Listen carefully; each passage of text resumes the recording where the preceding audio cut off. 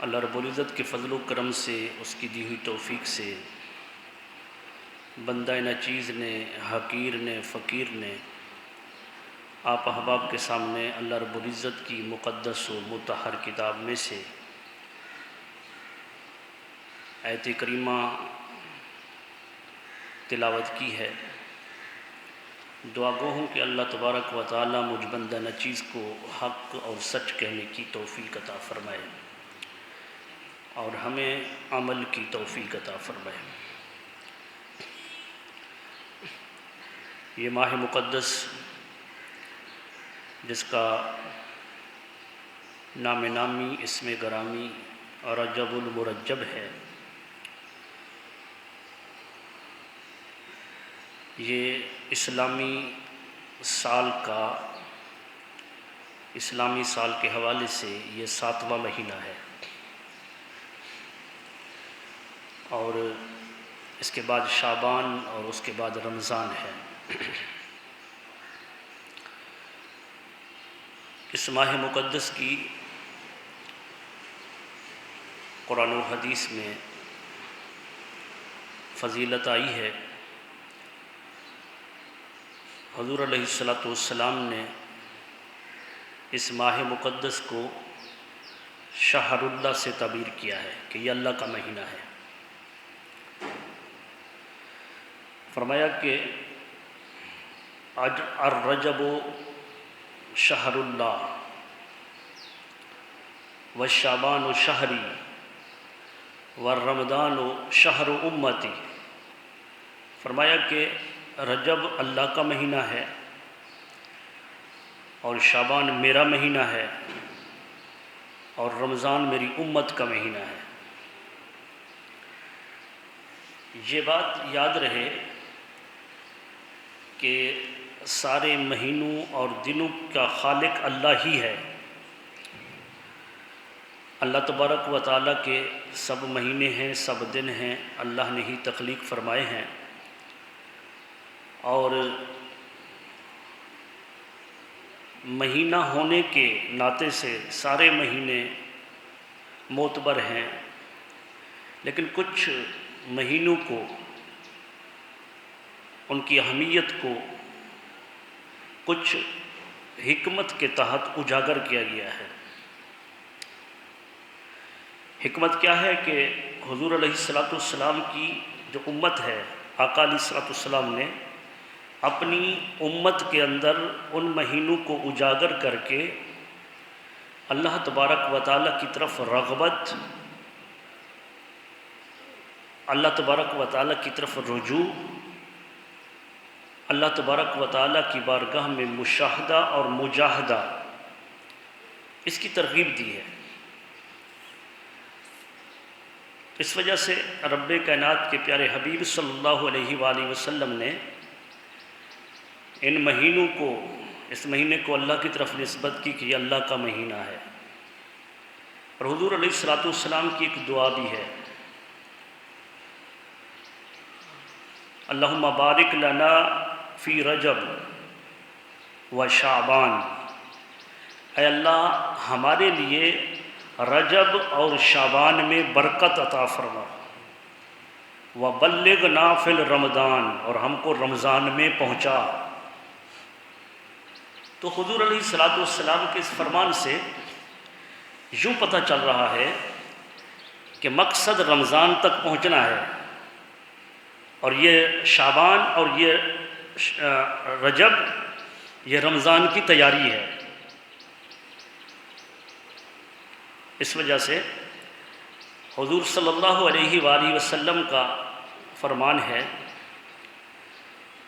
کہ شعبان کو، یہ جو رجب ہے، رجب کو تمام مہینوں پر اس طرح فضیلت ہے جس طرح قرآن مجید فرقان حمید کو دیگر سماوی کتب پر فضیلت ہے، تورات، انجیل، زبور اور دیگر صحائف، جس طرح ان کو، ان کتابوں پر قرآن مجید فرقان حمید کو فضیلت ہے، اسی طرح اس رجب المرجب کو دیگر مہینوں پر فضیلت ہے۔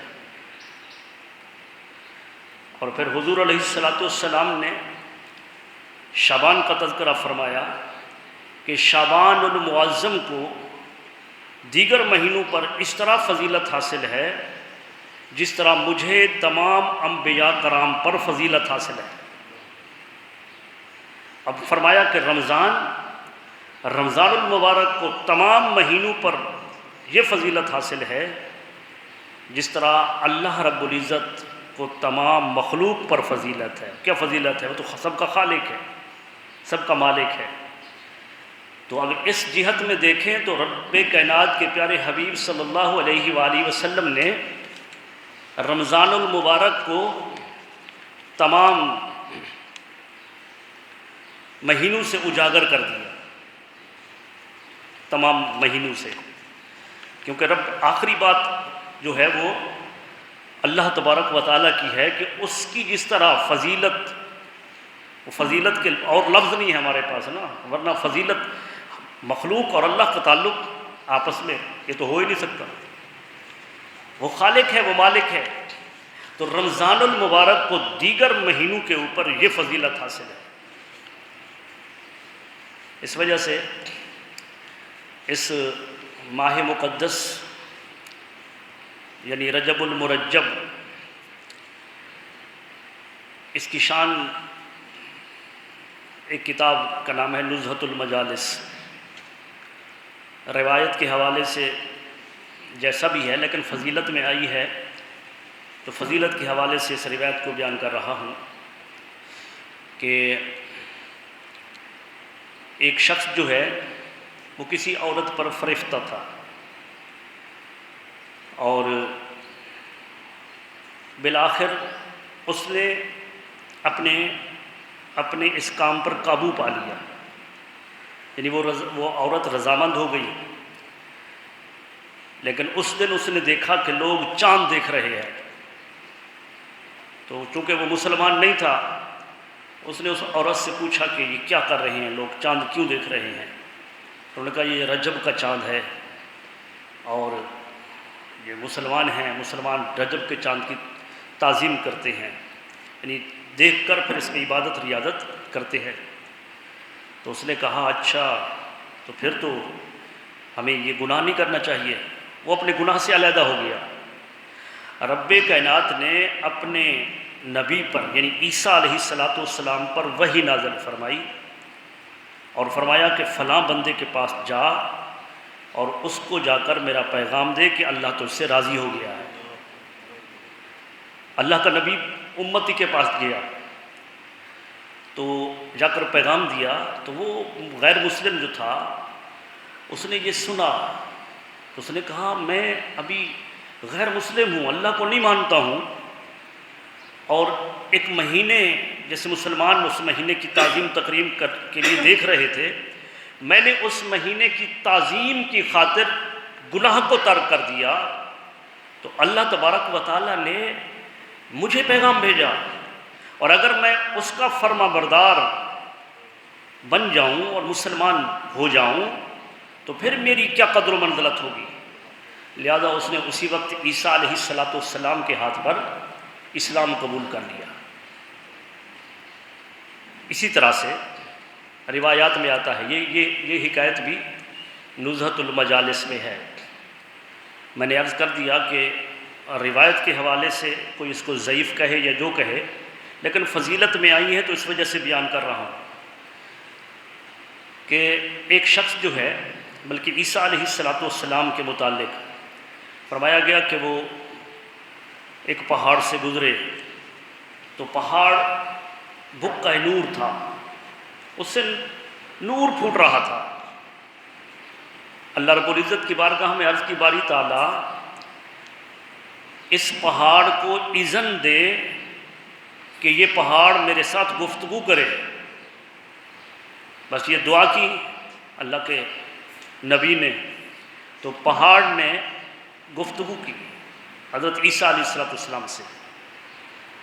تو پہاڑ نے کہا کہ اے اللہ کے نبی کیا بات ہے، کیا مجھ سے کیوں گفتگو کرنا چاہتے ہیں؟ تو حضرت عیسیٰ علیہ السلام نے فرمایا کہ تو اتنا نور علی نور کیسے ہے، تجھ سے نور کیوں پھوٹ رہا ہے؟ تو پہاڑ نے کہا کہ معاملہ یہ ہے کہ میرے اندر ایک شخص جو ہے وہ عبادت کر رہا ہے، یہ نور اسی بندے کا نور ہے۔ تو پھر اللہ کی بارگاہ میں عرض کی، یا اللہ میں اس بندے کو دیکھنا چاہتا ہوں جو اس پہاڑ کے اندر عبادت کر رہا ہے۔ تو پہاڑ سے راستہ بن گیا اور حضرت عیسیٰ علیہ السلام وہاں پہنچے تو دیکھا کہ ایک شخص جو ہے وہ محو عبادت ہے، اس کو سلام کیا اور ساتھ ہی ان سے پوچھا کہ یہ کیا وجہ ہے کہ تیرا نور پہاڑ کے اندر، پہاڑوں کے چٹانوں کو چیر کر باہر چھڑ رہا ہے؟ اس نے کہا کہ معاملہ یہ ہے کہ میں موسیٰ علیہ السلام کا امتی ہوں، موسیٰ علیہ السلام کا۔ میں 600 سال سے اس پہاڑ کے اندر عبادت کر رہا ہوں۔ میں نے دعا کی ہے اللہ کی بارگاہ کے اندر کہ یا اللہ تیرا آخر الزمان نبی صلی اللہ علیہ وسلم کے زمانے کو میں پاؤں، تو میں یہاں 600 سال سے عبادت کر رہا ہوں، منتظر ہوں امام الانبیاء صلی اللہ علیہ وسلم کی نبوت کا۔ تو حضرت عیسیٰ علیہ السلام نے جب یہ معاملہ دیکھا تو اللہ کی بارگاہ میں عرض کی، باری تعالیٰ تیری اس پوری تخلیق کے اندر جو بھی تو نے تخلیق کیا ہے، جتنے جن و انس موجود ہیں، اس بندے سے زیادہ عبادت گزار تو کوئی نہیں ہوگا۔ تو اللہ تبارک و تعالیٰ نے فرمایا، نہیں اے میرے نبی عیسیٰ روح اللہ، میرے پیارے حبیب محمد مصطفیٰ صلی اللہ علیہ وسلم کا امتی جو رجب کے اندر روزہ رکھے گا وہ اس بندے سے بھی زیادہ میرا مقرب ہوگا۔ تو لہذا روزے کی ترغیب بھی آئی ہے۔ ایک تو روزہ ہوتا ہے نا کہ وہ ایام 20 کے روزے پہلے فرض تھے حضور علیہ السلام پر، اوائل اسلام میں فرض تھے، جب رمضان المبارک کا مہینے کے روزے فرض ہو گئے تو ان کو سنت کا درجہ دے دیا گیا، ان کی فرضیت منسوخ ہو گئی۔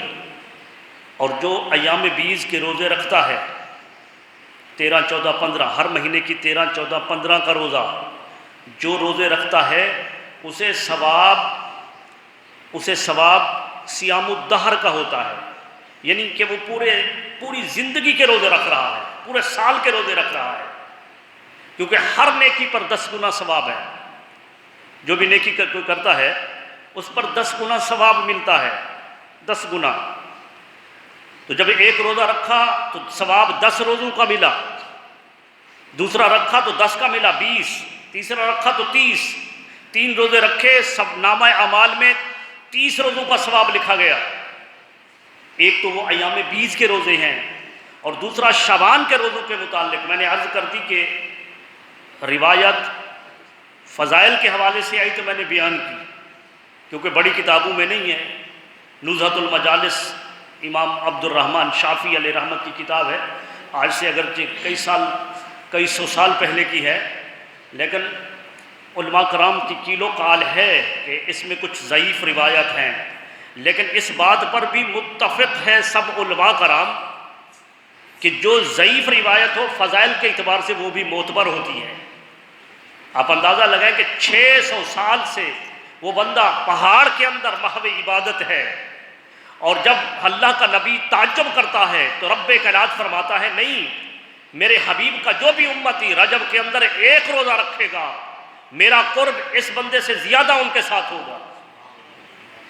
اور اسی طرح ایک روایت جو ہے وہ یہ تو نفلی روزہ ہے نا، کوئی نہ رکھے تو گناہ گار نہیں ہوتا ہے۔ اگر رجب کا روزہ کوئی نہ رکھے، ایام 20 کا روزہ نہ رکھے، تو کوئی فرض واجب تھوڑا ہے، نفل ہے، نفل کا یہ ثواب ہے۔ تو فرض کا ثواب کیا ہے؟ وہ فرض رمضان المبارک، کیونکہ یہ رجب کی ترغیب جو حضور علیہ السلام نے دی، شعبان کی فضیلت جو آقا علیہ السلام نے فرمائی، میری سمجھ کے مطابق یوں مجھے نظر آتا ہے کہ یہ ساری تیاری رمضان کے لیے ہے۔ تو رمضان کے جو فرض روزے ہیں ان کی برکت کیا ہے؟ تو روایت میں آیا کہ حضرت موسیٰ علیہ السلام نے اللہ تبارک و تعالیٰ کی بارگاہ میں دعا کی کہ یا اللہ میں تجھے دیکھنا چاہتا ہوں، میں تجھے دیکھنا چاہتا ہوں، کلام کرتا ہوں اور تیرا گفتگو سنتا ہوں، لیکن جی چاہتا ہے کہ میں تجھے دیکھوں۔ تو رب کائنات نے فرمایا، قرآن مجید میں آیا کہ لن ترانی، تو نہیں دیکھ سکتا، تو نہیں، لن ترانی فرمایا۔ اچھا، یہ یہاں بھی رب کائنات نے یہ نہیں فرمایا کہ مجھے کوئی نہیں دیکھ سکتا، ایسا نہیں فرمایا، کیونکہ دیکھنے والا تو آگے آ رہا ہے، وہ یہی مہینہ ہے رجب المرجب کا، معراج کی رات ہے، دیکھنے والے نے دیکھا۔ تو اس وجہ سے رب کائنات نے فرمایا کہ لن ترانی، تو نہیں دیکھ سکتا۔ تو عرض کی باری تعالیٰ، ٹھیک ہے، پھر کلام ہی، تیرا کلام بھی بڑا، اور تو نے کلام بھی سابقہ انبیاء کرام میں سے کسی کے ساتھ نہیں کیا، جس کے ساتھ بھی تو نے کلام کیا بذریعہ وحی کیا، اپنا رسول بھیجا، رسول سے مراد فرشتہ بھیجا، وحی کے ذریعے تو نے کلام کیا، اور پس پردہ تو نے صرف میرے ساتھ کلام کیا۔ اور میں یہ سمجھتا ہوں کہ جو عظمت تو نے میری بنائی ہے، تیری رحمت جتنا میرے قریب ہے، میرے قریب جس قدر تیری رحمت ہے، تو اس قدر جو ہے کسی اور کی یہ عظمت نہیں ہے۔ تو رب کائنات نے فرمایا نہیں، میرے کلیم ایسا نہیں ہے۔ یا اللہ کیسا ہے، پھر کیا ہے؟ تو مجھ سے بھی زیادہ تیرے قریب ہے۔ تو حضور علیہ الصلوۃ والسلام کی امت کا یہ فضل دیکھو، امت کی فضیلت دیکھو کہ اللہ تبارک و تعالی نے فرمایا کہ وہ میرا آخر الزمان نبی حضرت محمد مصطفیٰ صلی اللہ علیہ وسلم، ان کی امت پر جو میں روزہ فرض کروں گا، جب اس فرض کی ادائیگی کے بعد میرے حبیب کا امتی روزے کے افطار کے لیے بیٹھے گا، ادھر اس کے سامنے کھانا موجود ہوگا اور ادھر وقت افطار ہوگا، اے میرے کلیم، آج میں تجھ سے کلام کر رہا ہوں، تیرے اور میرے درمیان 70,000 پردہ حائل ہے، لیکن میرے حبیب کا امتی وقت افطار جب میری بارگاہ میں حاضر ہوگا، میرے اور میرے حبیب کے امتی کے درمیان ایک پردہ بھی حائل نہیں ہوگا، سب پردے اٹھا دوں گا، ایک پردہ بھی حائل نہیں ہوگا۔ تو یہ فضیلت ہے فرض روزے کی، فضیلت فرض روزے کی، اور یہ فضیلت تھی نفلی روزے کی۔ اصل میں حقیقت یہ ہے کہ جب ہم کسی چیز کا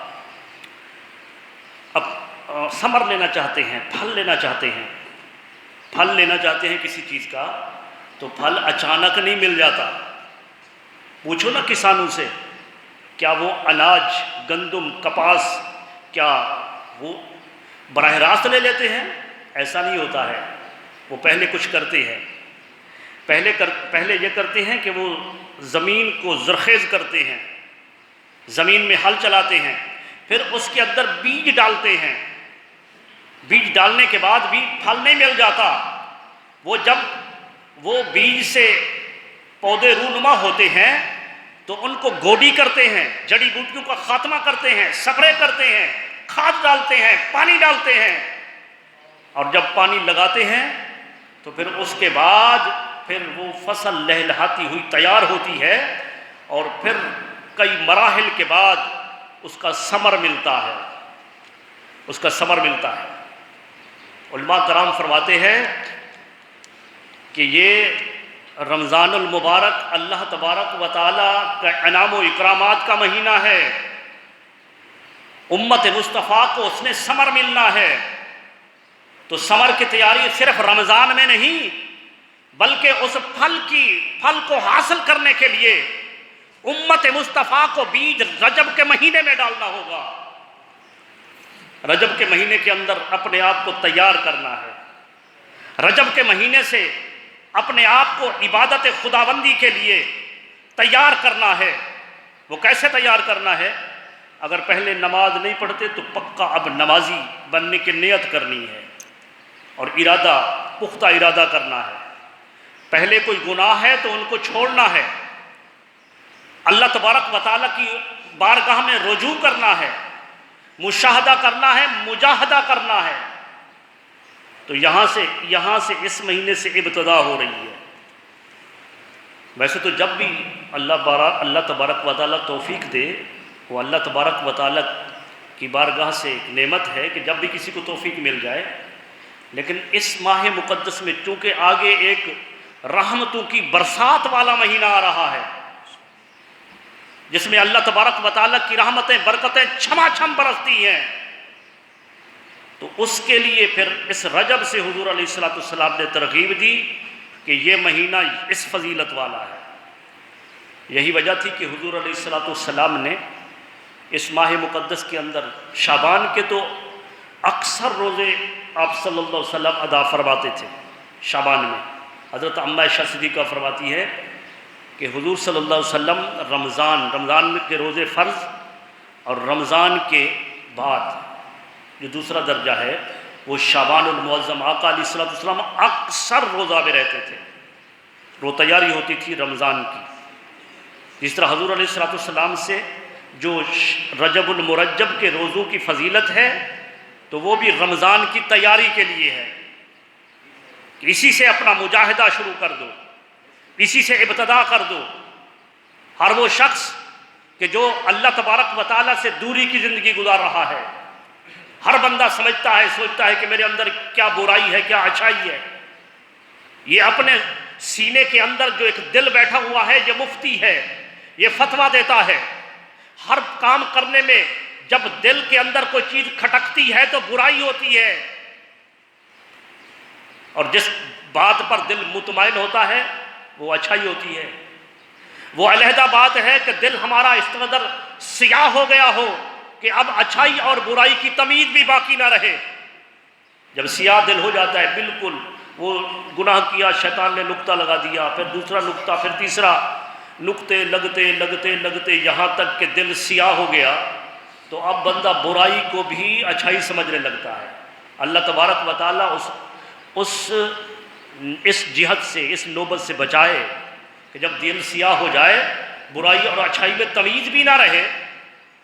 لیکن اگر دل کچھ گناہ ہے، دل کے اندر ابھی کچھ سفیدی باقی ہے، تو ہر بندے کے دل کے اندر برائی کھٹکتی ہے. جو کھٹکتی ہے وہی برائی ہے، جس پر دل مطمئن ہوتا ہے وہ اچھائی ہے. تو لہذا اس ماہ مقدس یہ ہمیں پیغام دے رہا ہے کہ اے امام الانبیاء صلی اللہ علیہ وسلم کے امتیوں، آگے اور اس کے بعد عظیم مہینے آ رہے ہیں. تینوں مہینوں کی فضیلت احادیث مبارکہ سے عیاں ہے. تو اپنے اپنے قبلے، اپنے اپنی جہت کو درست کر لو، اپنے آپ کو درست کر لو. اب اس میں یہ ہے کہ جو بندہ مثلا اس کا ادب کرنا ہے، رجب المرجب کا ادب کرنا ہے، تو ادب کیسے کرنا ہے؟ ادب اس کا کیسے کرنا ہے؟ دیکھیں، ایک مثال دیتا ہوں کہ 2-3 دوست بیٹھے ہوں ایسے، یہ ایسا ابھی بھی ہوتا ہے. یہ آپ احباب جو ہیں اس بات کو کبھی غور سے دیکھا ہوگا کہ مثلا 2-4 نوجوان قسم کے دوست بیٹھے ہیں، سگریٹ پی رہے ہیں، اور کوئی بزرگ وہاں جا کر بیٹھ گیا اس کے ساتھ، تو یقین مانے میں نے اس بات کا کئی دفعہ مشاہدہ کیا کہ انہوں نے ہمیں دیکھا تو انہوں نے سگریٹ کو چھپا کر بند کر دیا. یہ حیا ہے، یہ ادب ہے بڑے کا، اگرچہ ختم ہوتا جا رہا ہے لیکن یہ حیا، یہ ادب ابھی بھی باقی ہے.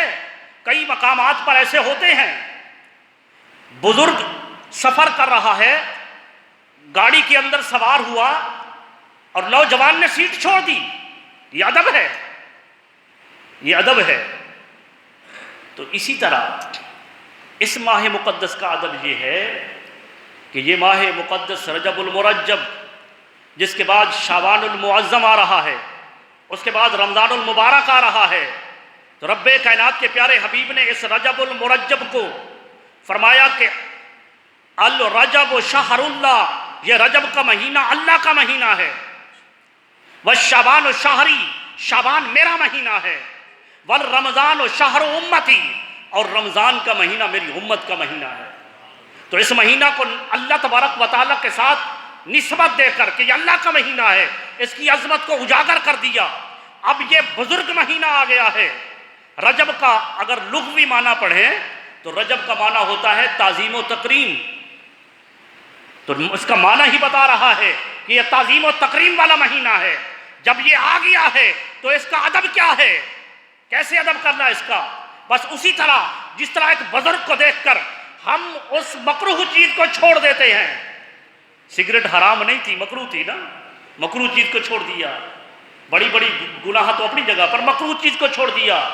جب ایک بزرگ کو دیکھ کر مکروہ چیز چھوڑ دیتے ہیں، بالکل اسی طرح جب یہ مہینہ آ گیا ہے ہم اپنے اندر جھانکیں، گریبان کھول کر دیکھیں کہ ہمارے اندر کون سی برائی ہے، اور جو برائی نظر آئی اس کو چھوڑنا ہے۔ ہم مثلا نماز پہلے نہیں پڑھتے تو اب نماز کا مصمم پکا ارادہ کرنا ہے کہ ہم پنجگانہ نماز پڑھیں گے، اور مرد جو ہم ہیں ہم جماعت کے ساتھ نماز پڑھیں گے، گھروں کے اندر نماز کا صلاۃ کا نظام نافذ کریں گے۔ ہر فرد اپنے گھر کا سربراہ ہے، اپنے گھر کے اندر اسی نے حکمرانی چلانی ہے۔ کس طرح؟ مار پیٹ کر نہیں، آسان طریقے سے۔ جب گھر کے اندر خود نوافل پڑھیں گے، فرض نماز پڑھنے کے بعد گھر میں بقیہ نماز پڑھیں گے اور گھر کے اندر تلاوت کریں گے، تو چھوٹے چھوٹے بچے بھی آ کر بیٹھ جائیں گے، اور ان کو دین اسلام سے ساتھ رغبت کے حوالے سے ان کو بتانا ہے۔ گھروں کے اندر مائیں بہنیں بیٹیاں جن پر نماز فرض ہے، سبھی کو سربراہ سے پوچھا جائے گا، اور مرد نماز جماعت کے ساتھ۔ حضور علیہ السلام نے فرمایا میرا جی چاہتا ہے کہ میں اپنے مصلی امامت پر کسی کو کھڑا کروں، کسی صحابی کو، اپنے غلام کو کھڑا کروں، اور کچھ صحابہ کو لے کر میں ان گھروں کے اندر جا کر ان گھروں کو آگ لگا دوں جو مرد حضرات گھروں کے اندر ہوتے ہیں اور مسجد میں نماز پڑھنے کے لیے نہیں آتے۔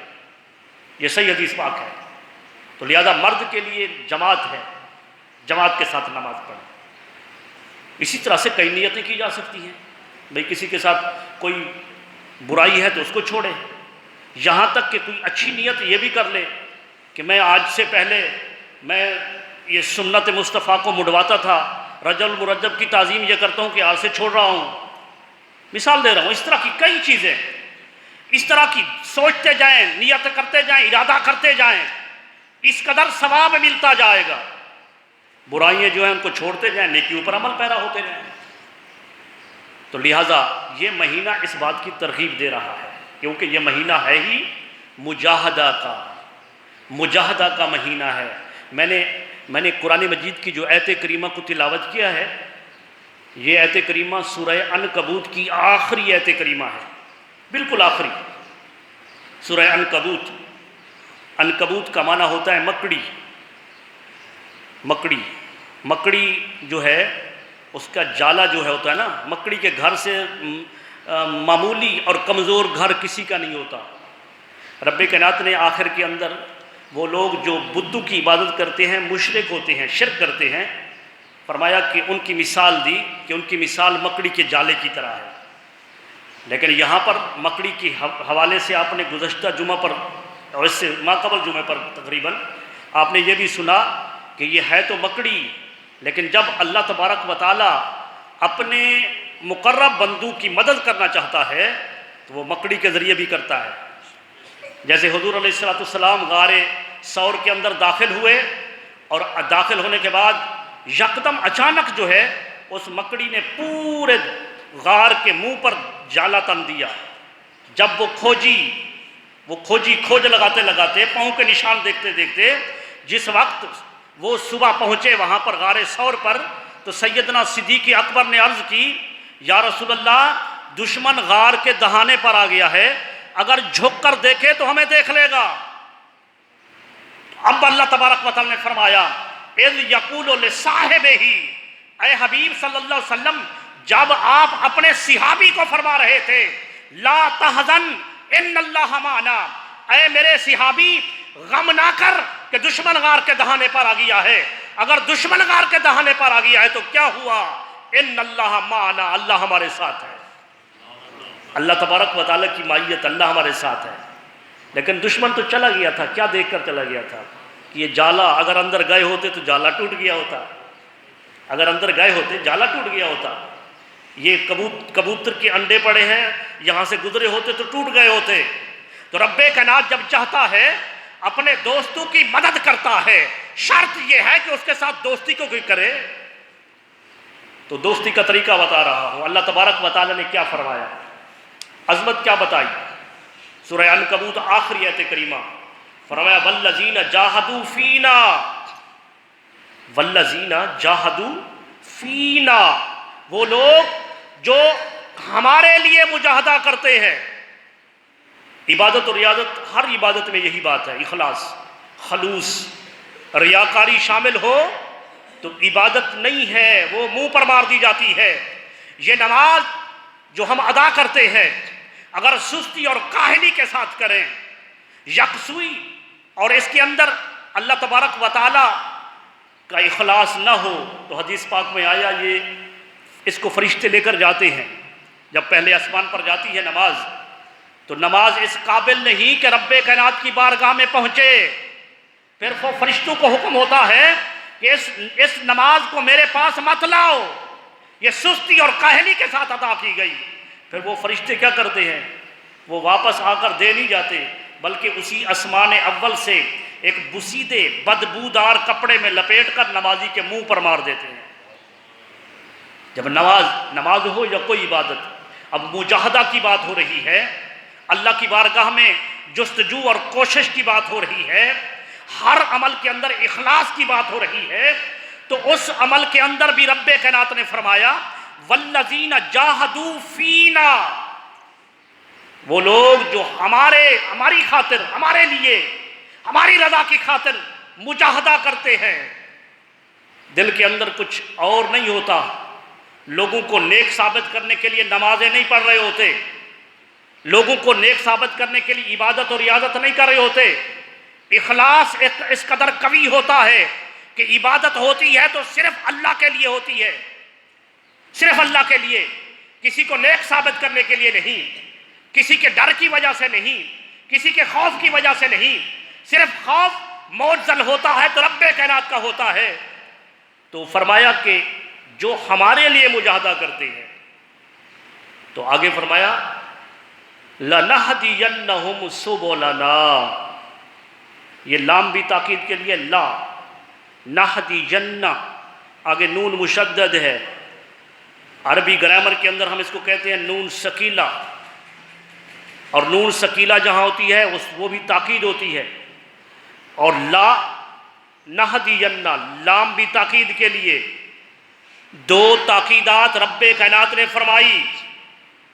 میرے حبیب کے امتیو، میری طرف آؤ، میری بارگاہ میں رجوع کرو، مجاہدہ کرو.